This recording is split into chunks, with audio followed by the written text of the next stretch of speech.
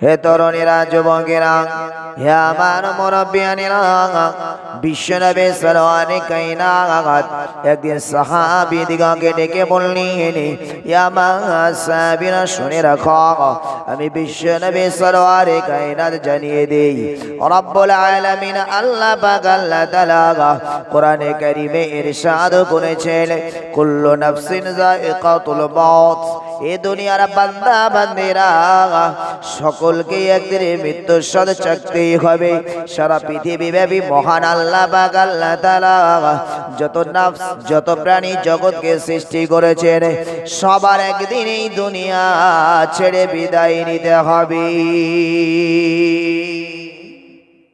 নবীজি সাহাবীদের মাঝে কোরআনের এই আয়াত আল্লাহর পক্ষ থেকে এসেছে, নবীজি বললেন, সাহাবীরা সবাই কাঁদতে লেগেছে, সবাই চোখের পানি ঝরঝর করে ফেলছেন। নবীজি সাহাবীদের জিজ্ঞাসা করলেন, সাহাবীরা কি ব্যাপার, কাঁদো কেন তোমরা? কেন তোমাদের চোখের পানি পড়ে? চোখের পানি পড়ার কারণটা কি? সাহাবীরা, মৃত্যুর ভয় লাগলো নাকি? দুনিয়া থেকে চলে যাবে, মারা যাবে, এই চিন্তা এই ফিকিরে তোমরা কাঁদছো? ইয়া রাসূলুল্লাহ, ইয়া হাবিবাল্লাহ, হুজুর, না না, আমরা সাহাবীরা এই দুনিয়া থেকে বিদায় নেব, দুনিয়া থেকে চলে যাব, মারা যাব, হুজুর, এই জন্য আমরা চোখের পানি ফেলি না। ইয়া রাসূলুল্লাহ, ইয়া হাবিবাল্লাহ, সারা পৃথিবীতে যত আল্লাহর নফস জাতিকে সৃষ্টি করেছেন, সবাইকে তো একদিন না একদিন মৃত্যুর সাথে চাকতেই হবে। ইয়া রাসূলুল্লাহ, ইয়া হাবিব আমরা কাঁদি, আমাদের চোখের পানির কারণ হলো, হুজুর, একদিন দুনিয়া থেকে আপনিও বিদায় নিয়ে চলে যাবেন।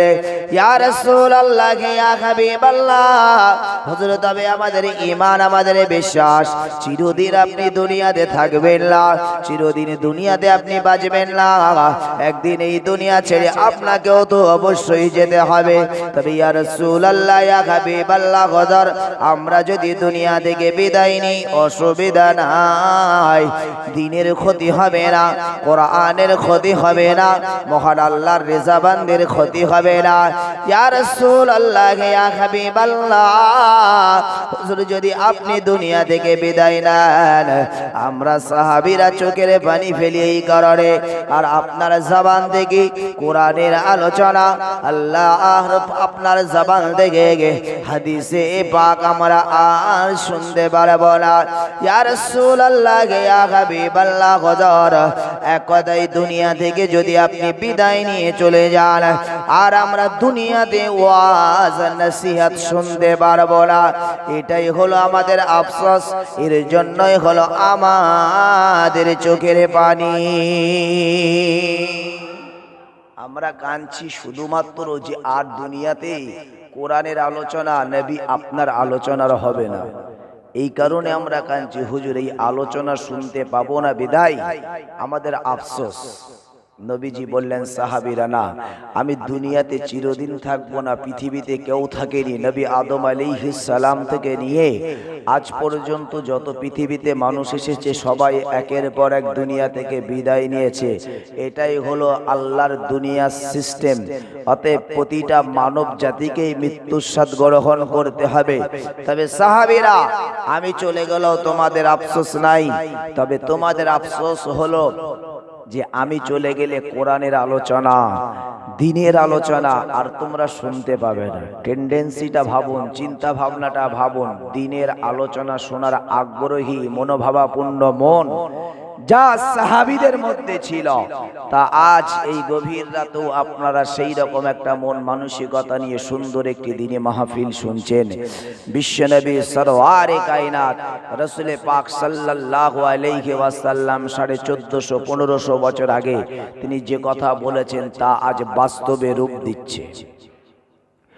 বিশ্বনবী সরওয়ারে কায়নাত রাসূল পাক সাল্লাল্লাহু আলাইহি ওয়াসাল্লাম ওই সময় সাহাবীদেরকে ডেকে বলেছিলেন, ইয়া মা সাহাবীরা শুনে রাখো, আমি বিশ্বনবী সরওয়ারে কায়নাত জানিয়ে দেই, আমি রাসূলুল্লাহ সারা জীবন পৃথিবীতে থাকব না, তবে সাহাবীরা শোনো, পৃথিবীর জমিনে কোরআনের আলোচনা আমি রাসূলুল্লাহ সাল্লাল্লাহু আলাইহি ওয়াসাল্লাম আমার সুন্নাহর আলোচনা কিয়ামত পর্যন্ত পৃথিবীতে জারি থাকবে। একবার জোরে বলেন, এ আমার সাহাবীরা শুনে রাখো, আমি রাসূল পাক সাল্লাল্লাহু আলাইহি ওয়াসাল্লাম জানিয়ে দেই, আমি রাসূল দুনিয়া থেকে বিদায় নেব, তবে পৃথিবীর জমিনে একদল মানুষ থেকে যাবে যাদের সম্পর্কে বিশ্বনবী আমার বললেন, ক্বালান নবী সাল্লাল্লাহু আলাইহি ওয়াসাল্লাম আল উলামা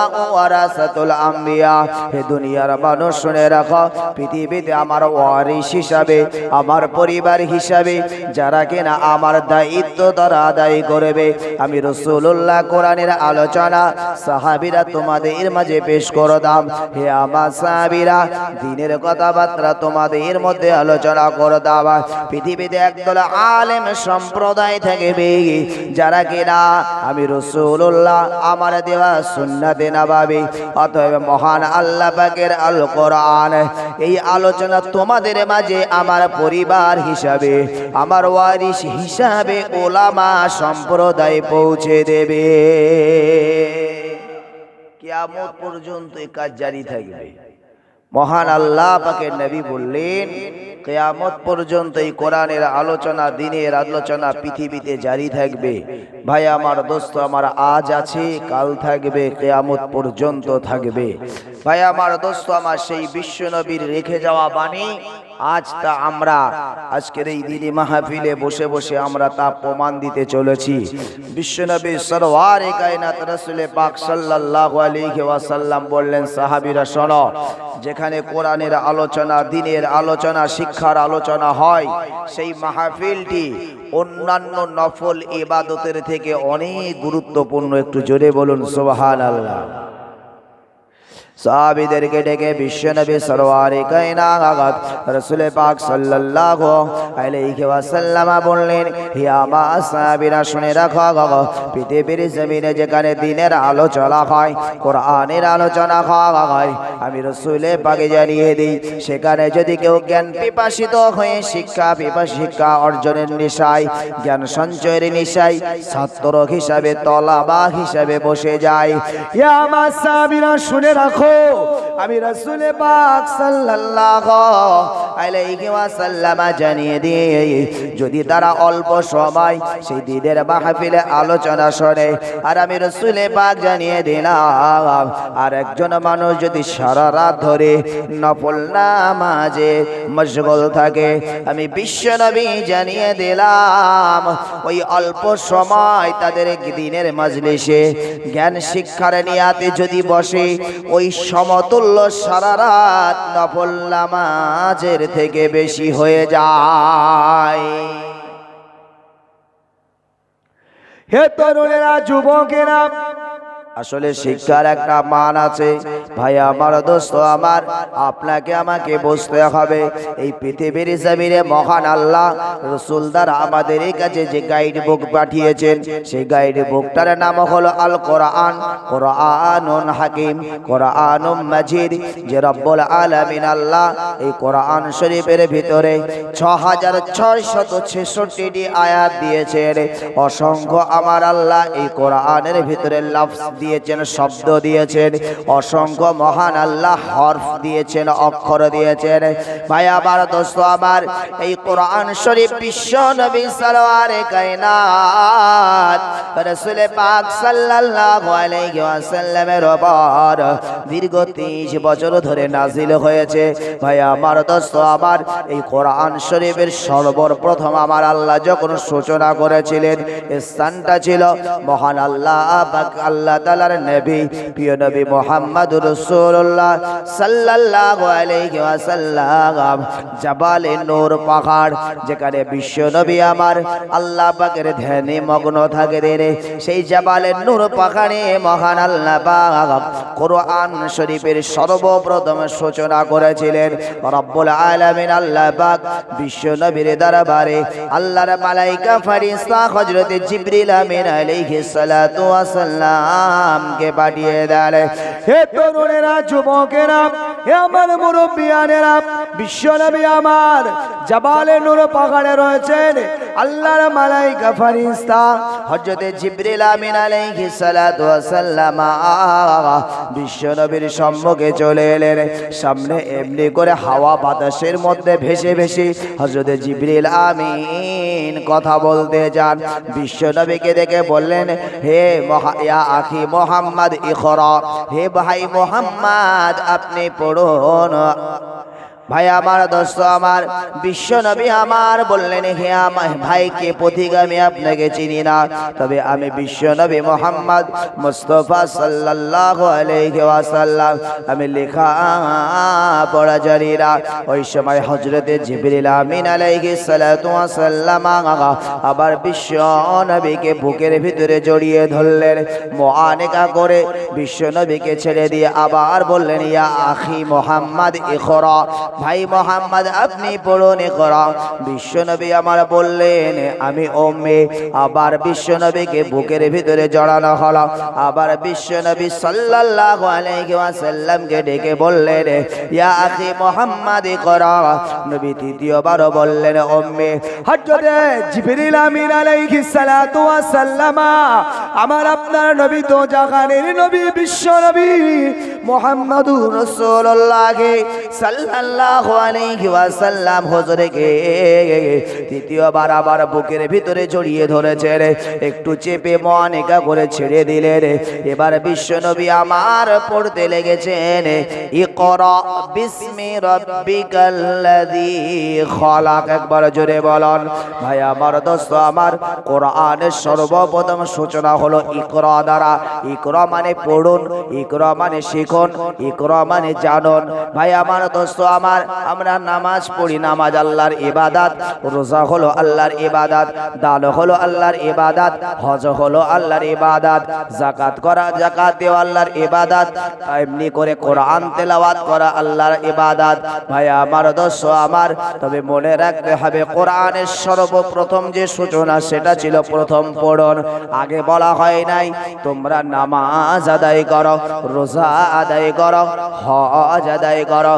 ইবাদতের কথা আগে নয়, বরং শিখার কথা আগে ইসলাম বলেছে। শিখার কথা আগে ইসলাম বলেছে। কোরআন সূচনা হয়েছে কোরআন দ্বারা। মহান আল্লাহ পাকের নবী সাল্লাল্লাহু আলাইহি ওয়াসাল্লাম উম্মতে মুহাম্মাদির কাছে মেসেজ দিতে চান, হে উম্মতে মুহাম্মাদি শোনো, আমি বিশ্ব নবী সরওয়ারে কায়নাত রাসূল পাক সাল্লাল্লাহু আলাইহি ওয়াসাল্লাম যে আল্লাহ আমাকে তৌফিক দিয়েছেন কোরআন পড়ার তৌফিক। ইকরা বিসমি রাব্বিকাল্লাযী খলাক, পড়ো সেই রবের নামে। আমি বিশ্ব নবী প্রথমেই পড়তে পারতাম, মহান আল্লাহ তৌফিক দেননি। তার কারণ মহান আল্লাহ এই এখানে আমি রাসূলুল্লাহ সাল্লাল্লাহু আলাইহি ওয়াসাল্লাম আমার দ্বারা পৃথিবীর মানুষকে, পৃথিবীর বান্দা বান্দিকে আমার আল্লাহ শিক্ষা দিতে চান। ভাই আমার, দোস্ত আমার, বাংলায় কথা আছে 3 বলা হয়, বেশি প্রাধান্য দেওয়া হয়। দেখবেন বলছে যে খোকা ভাই তুমি কিন্তু অবশ্যই ওই দিন আসবে আসবে আসবে, কোনো কথা শুনতে চাই না, তুমি আসবে আসবে আসবে। এটাকে বাংলায় 3 বা বেশি প্রাধান্য দেওয়া হয় বলা হয়।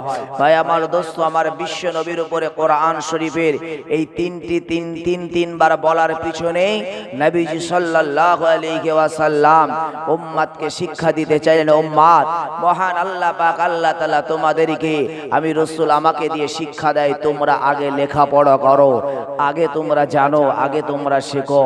যবে তোমরা শিখবে, যবে তোমরা জানবে, জানতে পারলে সেই ইবাদত করে তোমরা নেকি সঞ্চয় করতে পারবে। আর যদি আমাদের ভিতরে জ্ঞান না থাকে, ইলম না থাকে, আমরা কি বুঝবো?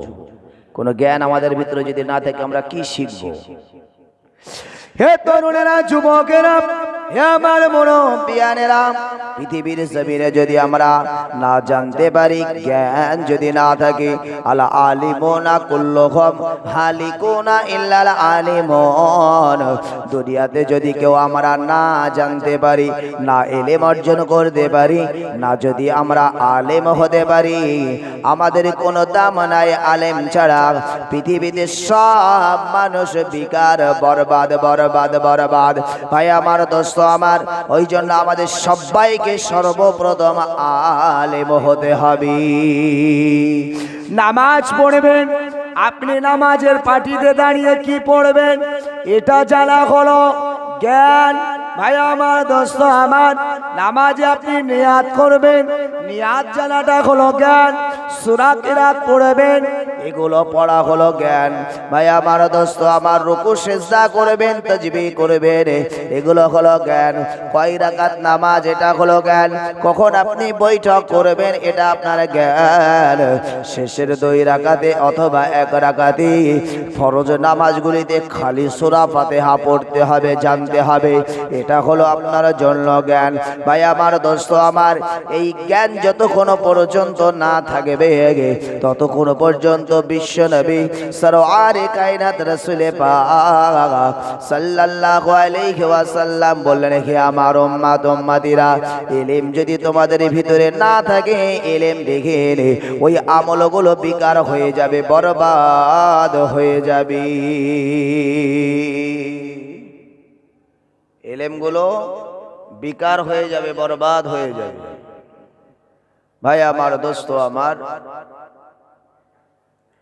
একবার দুরূদ শরীফ পড়ুন, আল্লাহুম্মা সাল্লি আলা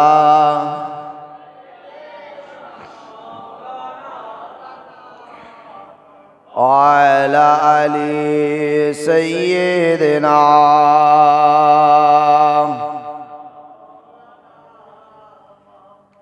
ভাই আমার, দোস্ত আমার, ইলম না থাকলে আমাদের আমলগুলো বেকার হবে। নামাজে কোথায় সূরা কিরাত, কোথায় কি পড়তে হবে যদি না জানা হয়, ও তো খালি হ্যাটুপুরি হওয়া হবে, কোনো লাভ হবে কি? লাভ হবে না। ভাই আমার, দোস্ত আমার, আমরা যারা দর্জির কাজ করি, যারা জরির কাজ করি, যারা সোনার কাজ করি, যদি কাজ না জেনে যদি বলি যে আমি মিস্ত্রি, বললে কি মানাবে?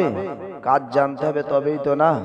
আর না হলে আমরা ছাত্র, আমরা তলাবা হতে হবে। ছাত্র তলাবা হয়ে আপনাকে শিখতে হবে। এই ছাত্র তলাবা হলে আপনার সময় দেওয়া হবে, সেই সময় মতো আপনি শিখতে পারবেন। এখন আমরা ছাত্রও হতে চাই না, তলাবাও হতে চাই না, সবাই এখন উস্তাদ, সবাই এখন আমরা উস্তাদ। একটু জানলেই পাশে আর একজন ভুল করলে আর ঠিক নাই, আরে বাবারে কি কদিন ধরে নামাজ পড়ছে গো, এইভাবে নামাজ পড়লে নামাজ হবে গো। শুরু হয়ে গেল খেলা। ও বেচারি যাই হোক 2 দিন এসছে, মোটে জানে না, পাশাপাশি দেখে দেখে আস্তে আস্তে শিখবে, ওর গুতোর ঠালে ও দৌড় মারছে। ভাই আমার, দোস্ত আমার, এরকম উস্তাদ হলে হবে না। ছাত্র তলাবা হয়ে শিকার নিয়াতে শিখতে হবে, শিক্ষার শেষ নেই।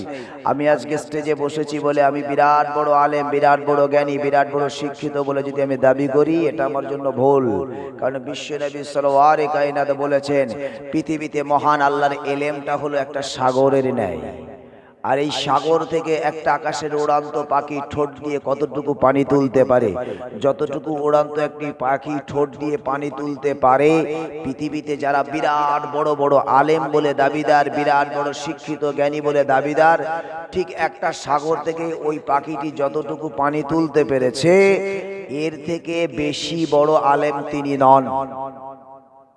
আল্লাহর যে ইলমের যে সাগর, ওই সাগর থেকে ওই যে আকাশের উড়ান্ত পাখি একটু ঠোঁটে করে পানি তুলেছে, ঠিক যে বিরাট বড় আলেম বলে দাবি করছি আমি বা আপনি বা আরেকজন, আমরা অত বড় আলেম নয়। আমাদের আলেমের দরজাটা হলো ওই আকাশের উড়ান্ত পাখি সাগর থেকে যতটুকু ঠোঁট দিয়ে পানি তুলতে পেরেছে, আমরা ইলমের সাগর থেকে অতটুকু ইলম তুলতে পেরেছি, এর ঊর্ধ্বে নয়। ওই জন্য আমাদের সবাইকে শিক্ষার আগ্রহ রাখতে হবে, শিক্ষার চেষ্টা রাখতে হবে। ইসলাম ধর্ম অবলম্বী মানুষ আমরা যারা, আমাদেরকে বুঝতে হবে আমাদের উপরে যে কোরআন নাজিল হয়েছে, যে কিতাব নাজিল হয়েছে, যে কিতাবের নাম হলো আল কোরআন, কোরআনুম মাজিদ, যে কোরআন দ্বারা মহান আল্লাহ আমাদেরকে শিক্ষা দিয়েছেন। পৃথিবীর মানুষ, তোমরা আগে শেখো শেখো শেখো, তোমরা আগে জানো জানো জানো, তোমাদের জন্য জানা জরুরি। ভাই আমার, দোস্ত আমার, আল আলিমুনা কুল্লুহুম হালিকুনা ইল্লাল আলিমুন, যার ভিতরে ইলম নাই, যিনি আলেম নন, যিনি জ্ঞানী নন, ওই মানুষটা বেকার, বরবাদ, কোনো দাম নাই তার। ভুলামাই বুঝবেন না, আপনি সাধারণ নলেজ থেকে আপনি বুঝুন। আপনি যদি কিছুই না জানেন, মনে করুন সামনে রমজানুল মোবারক মাস আসছে, দিনের বেলা পানাহার করা নিষেধ, কিন্তু ও জানে পানাহার করা নিষেধ, বিড়ির ধোঁয়া টানা তো নিষেধ নয়।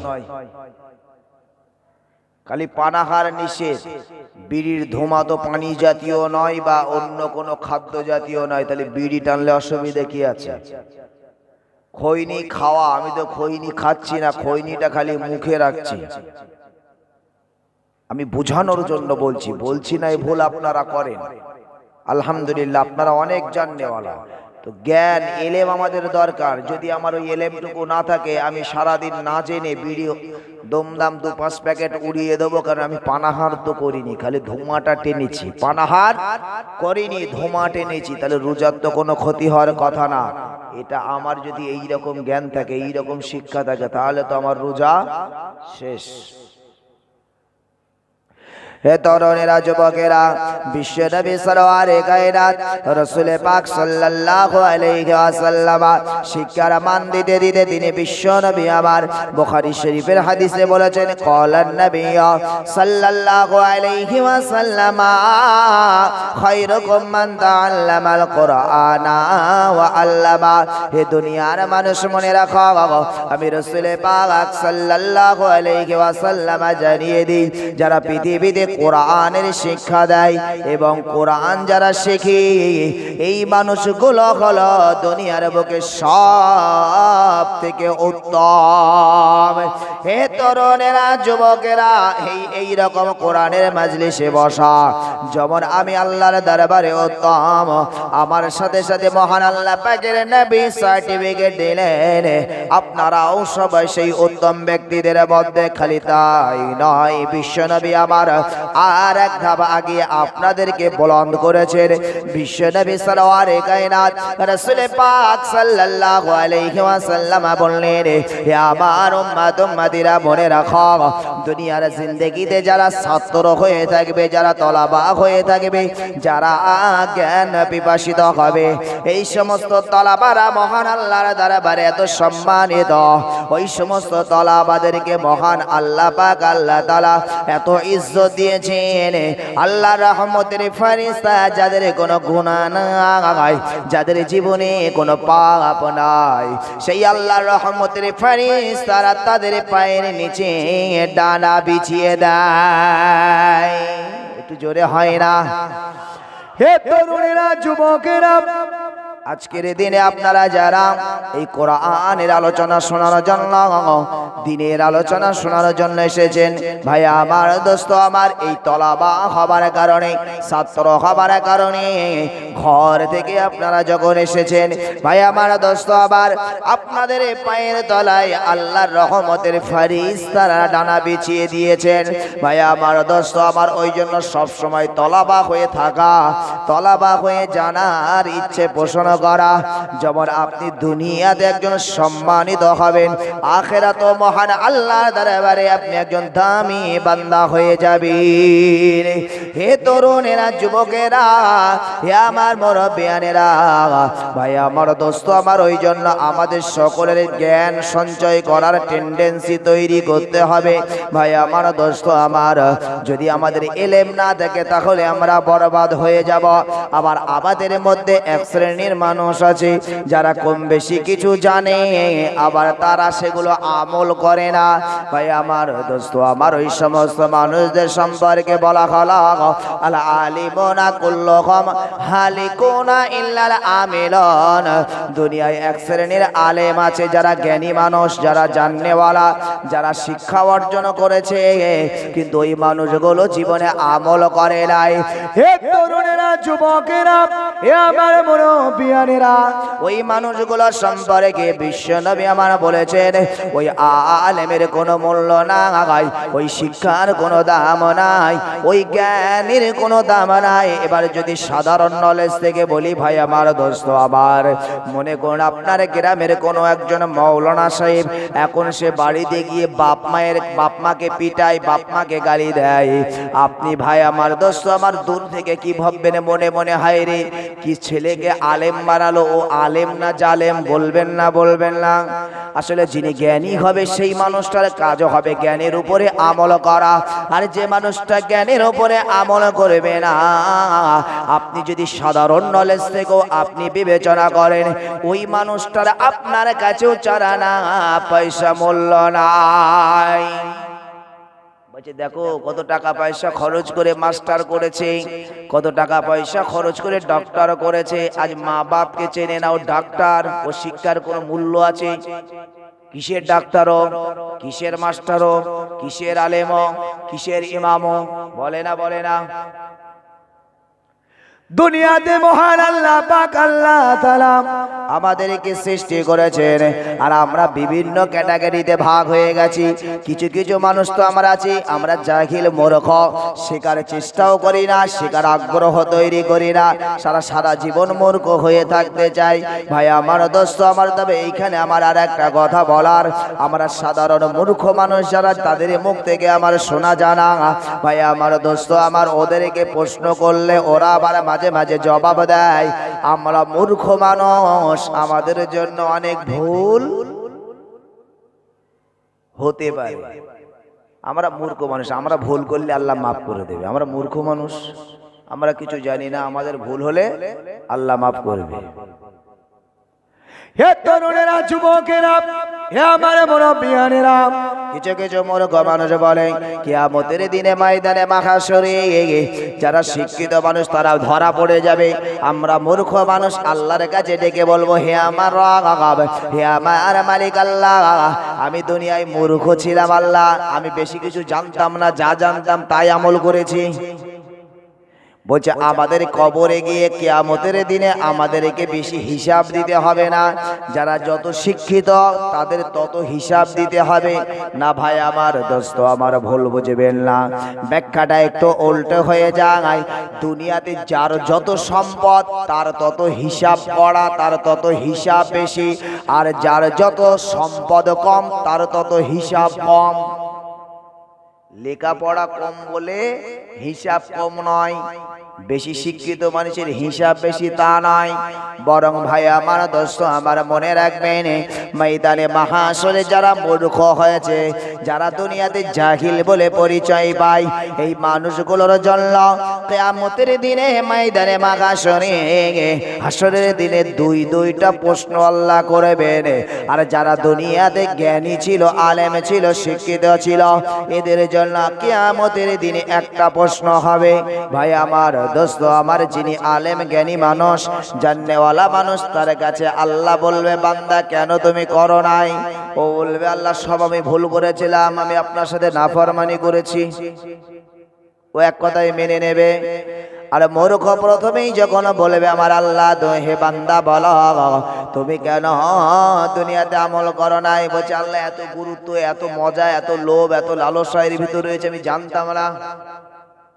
নামাজ পড়লে নাজাত পাওয়া যায়, রোজা রাখলে আপনার সাথে কিয়ামতের দিন দিদার পাওয়া যায়। আল্লাহ এগুলো আমি জানতাম না, ওই জন্য আমি রোজা রাখতাম না।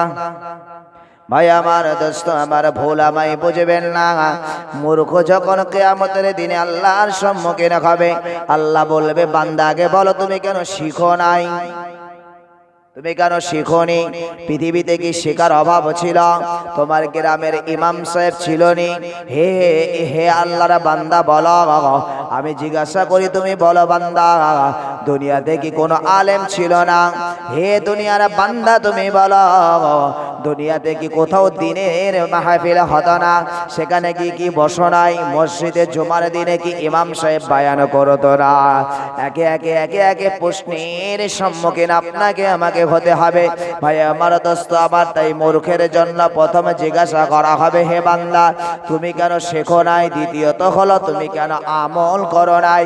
আর যিনি আলেম জ্ঞানী মানুষ হবে তার তো শেখার কথা আল্লাহ জিজ্ঞাসা করবে না, বরং আল্লাহ বলবে বান্দা তুমি কেন আমল করো নাই?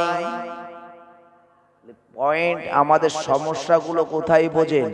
মূর্খ বলে দুনিয়ার মানুষকে বোকা বানানো যাবে, আল্লাহকে বানানো যাবে না। আল্লাহ বলছে বান্দা তোমরা, আমি আল্লাহ তোমাদেরকে প্রথমেই বলেছি তোমরা শেখো শেখো শেখো শেখো জানো। হে তরুণেরা, যুবকেরা, বিশ্বনবী সরওয়ারে কায়নাত রাসূল পাক সাল্লাল্লাহু আলাইহি ওয়াসাল্লাম বলেছেন, হে আমার উম্মত উম্মতিরা মনে রাখো, আমি বিশ্বনবী তোমাদেরকে জানিয়ে দিই, আমি রাসূল পাক তোমাদেরকে জানিয়ে দিই, পৃথিবীতে তোমরা আমল করো, ইবাদত করো। যদি তোমাদের ইবাদতগুলো স্বচ্ছই পরিণত করতে চাও, ইবাদতগুলো যদি মহান আল্লাহর দরবারে পরিপূর্ণ করতে চাও, তোমাদেরকে ইবাদতের জন্য চারটি শর্ত তোমাদেরকে মান্যতা দিতে হবে। ভাই আমার দোস্ত আমার, সেই চারটি শর্তের ভিতরে প্রথম নাম্বার শর্ত হলো, হে আমার বা উম্মত উম্মতিরা, তোমাদেরকে সর্বপ্রথম সেই ইবাদতের উপরে তোমাদেরকে জ্ঞান অর্জন করতে হবে। ভাই আমার দোস্ত আমার, যে ইবাদত আমরা করব সেই ইবাদতের ব্যাকগ্রাউন্ড আমাদের জ্ঞানগুলো জানা দরকার। যদি সেই ইবাদতের জ্ঞান না থাকে, আমার ওই ইবাদত আল্লাহর দরবারে স্বচ্ছই পরিণত হবে না। ভাই আমার দোস্ত আমার, ইবাদতে কবুলের জন্য, পরিপূর্ণ হওয়ার জন্য সেখানেও শর্ত লাগানো হলো। আগে আমাদেরকে শিখতে হবে, জানতে হবে। ভাই আমার দোস্ত আমার, বিশ্বনবী সরওয়ারে কায়নাত রাসূল পাক সাল্লাল্লাহু আলাইহি ওয়াসাল্লাম তিনি বলেন, হে আমার উম্মত উম্মতিরা মনে রাখো, আমি রাসূল পাক সাল্লাল্লাহু আলাইহি ওয়াসাল্লাম জানিয়ে দিই, পৃথিবীতে সবথেকে বেশি ভয় করে তারা, পৃথিবীতে সবথেকে আল্লাহকে ভয় করে তারা, যারা পৃথিবীতে আলেম সমাজ, এই আলেম সমাজ অর্থাৎ জ্ঞানী সমাজ, যারা জ্ঞান অর্জন করেছে, শিক্ষা অর্জন করেছে, ওই মানুষগুলোই মহান আল্লাহ পাকের ভয় পায়। তাদের ভিতরে জাহান্নামের ভয় থাকবে, কিয়ামতের ভয় থাকবে, কবরের ভয় থাকবে। ভাই আমার দোস্ত আমার, কবরে গেলে আযাব হয়। কি আযাব হয়? এগুলো যখন আপনি জানতে পারবেন, দুনিয়াতে আপনি আপনার ইচ্ছে মতন আর বিলাসিতা করতে পারবেন না। কিয়ামতের দিন বড় ভয়াবহ দিন, কঠিন দিন। যদি এ সম্পর্কে আপনার জানা থাকে, ভাই আমার দোস্ত আমার, দুনিয়াতে আপনি আপনার এই 50 বছর, 60 বছর, 70 বছরের জিন্দেগিটা আপনি আপনার ইচ্ছা মতন যাপন করতে পারতেন না। যখনই আপনার ভিতরে এলেম থাকবে, জ্ঞান থাকবে, শিক্ষা থাকবে, কবরের কথা আপনি জানবেন, কিয়ামতের কথা আপনি জানবেন, জাহান্নামের কথা জানবেন, জান্নাতের কথা জানবেন, ওই সময় তো আপনার ভিতরে ডর ভয় হবে। আপনি যখন মিথ্যা কথা বলতে যাবেন, সাথে সাথে মনে পড়ে যাবে মিথ্যা হলো এমন একটা পাপ, মিথ্যা বলা সকল পাপের মা বলা হয়েছে, সকল পাপের মূল বলা হয়েছে। যে ব্যক্তিটি মিথ্যা কথা বলল, এই ব্যক্তিটি সকল পাপের ঊর্ধ্বে একটি গুনাহ করে বসল। হে তরুণেরা, যুবকেরা, আপনি আপনার ভিতরে যখন এলেম থাকবে, আপনার ভিতরে যখন জ্ঞান থাকবে, আপনার ভিতরে যখন শিক্ষা থাকবে, ওই সময় আপনার ভিতরে তাকাব্বুর আসবে না, অহংকার আসবে না, ফকর আসবে না। কারণ তাকাব্বুর তাকাব্বুর করলে, অহংকার করলে আপনার জীবনের সমস্ত ইবাদত, আপনার জীবনের সমস্ত আমালগুলো আমার আল্লাহ পাক আল্লাহ তাআলা ওই তাকাব্বুর অহংকারের কারণে সমস্ত ইবাদতগুলো বিনষ্ট করে দেবেন। ভাই আমার দোস্ত আমার, যিনি কিনা দুনিয়ার জিন্দেগিতে তাকাব্বুর করলো তার জীবনের আমলগুলো বরবাদ হয়ে গেল। ভাই আমার দোস্ত আমার, কোরআন শরীফে মহান আল্লাহ বলেছেন আবা ওয়াস্তাকবারা ওয়া কানা মিনাল কাফিরিন। হে দুনিয়ার বান্দা বান্দিরা, যারা পৃথিবীতে তাকাবুরি করলো, অহংকার করলো, তাদেরকে কাফেরদের দলভুক্ত আমি আল্লাহ করে দিই, যেমন করেছিলেন আমার আল্লাহ ইবলিস শয়তানকে। ভাই আমার দোস্ত আমার, যখন আমার আল্লাহ পাক আল্লাহ তাআলা সমস্ত পৃথিবীর মানব জাতির পিতা, আমাদের আদি পিতা নবী আদম আলাইহিস সালাতু ওয়াস সালামের টেকচারটা বানালেন, আমার আল্লাহ পাক আল্লাহ তাআলা হযরত আদম আলাইহিস সালাতু ওয়াস সালামকে দেখে সবাইকে লক্ষ্য করে আমার আল্লাহ আদেশ করলেন উসজুদু লি আদম, তোমরা সকলে আদমকে সিজদা করো। সকলে একে একে আল্লাহর ফেরেশতা মণ্ডলী সবাই একে সিজদা করতে লাগলো, কিন্তু না দাঁড়িয়ে রইলেন ইবলিস শয়তান। আমার আল্লাহ জিজ্ঞাসা করলেন, হে ইবলিস, কি ব্যাপার, তুমি কেন দাঁড়িয়ে সিজদা করো নাই? ওই সময় ইবলিস শয়তান বলতে লাগলেন, হে আমার রব, হে আমার আল্লাহ, না এটা আমার জন্য ইনসাফ হলো না। আমরা আসলে তাকাব্বুর অহংকার যে করি এর ওজন বুঝি না। আমি বোঝানোর জন্য আপনাকে এক্সাম্পল দিচ্ছি। ভাই আমার দোস্ত আমার, আল্লাহকে ডেকে বলছি, আল্লাহ আমি হলাম আগুনের তৈরি আর আদম হলো মাটির তৈরি। হে আমার রব আল্লাহ, আমি কখনো আগুনের কাছে, আমি মাটির কাছে আমি আগুন মাথা নত করি না, কারণ হে আমার রব, হে আমার আল্লাহ, আগুনের ধর্ম হলো উদ্যোগামী আর মাটির ধর্ম হলো নিম্নমুখী।